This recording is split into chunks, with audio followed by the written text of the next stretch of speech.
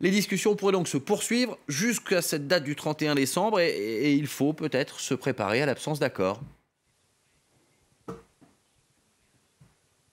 Eh bien, en effet, ce qu'on remarque d'abord dans le communiqué conjoint d'hier d'Ursula von der Leyen, la présidente de la Commission européenne, et du Premier ministre britannique Boris Johnson, c'est qu'il n'y a pas de nouvelle date butoir, ce qui signifie en effet que techniquement, ces discussions peuvent se poursuivre jusqu'au 31 décembre, date de la fin de la période de transition. Mais le problème, c'est qu'on a du mal à imaginer comment, en si peu de temps, un accord pourrait être trouvé et surtout ratifié à la fois par le Parlement britannique et le Parlement européen. D'ailleurs, certains eurodéputés ont fait savoir qu'ils n'étaient pas prêt à signer cet accord à la va-vite. Je vous rappelle que le Parlement européen avait fixé à mi-novembre la date limite pour examiner correctement cet accord. Alors, on peut se demander pourquoi Boris Johnson et Ursula von der Leyen, la semaine dernière, mercredi soir dernier, lors d'un dîner infructueux ici à Bruxelles, avaient fixé une nouvelle date butoir à hier, dimanche. Peut-être que le Premier ministre britannique espérait que les chefs d'État et de gouvernement, lors du sommet ici à Bruxelles, jeudi et vendredi, reviennent sur certaines de leurs lignes rouges. Alors,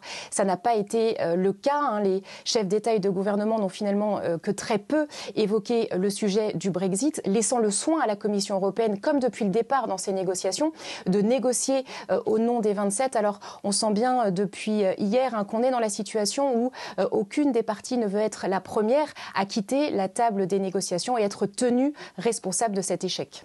Alix, on ne va pas se mentir, ces négociations qui se poursuivent sans cesse commencent à exaspérer bon nombre de journalistes notamment. Quel est l'état d'esprit à Bruxelles? Est-ce que les dirigeants européens sont en train de perdre patience?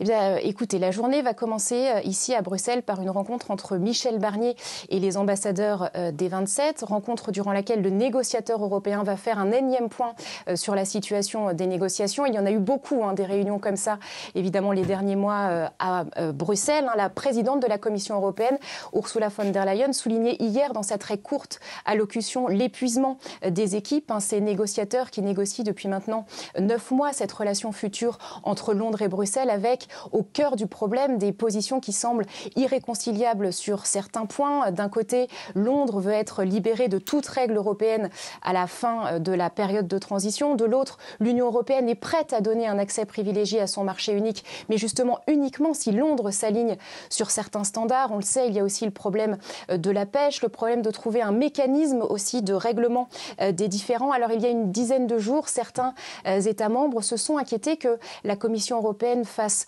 trop de concessions pour trouver un accord. C'est le risque, d'après certains diplomates, dans la dernière ligne droite de négociation. De son côté, Boris Johnson aussi subit une pression pour trouver un terrain d'entente avec Bruxelles, puisque vous le savez, un no deal, une absence d'accord, aurait des conséquences économiques importantes pour le Royaume-Uni.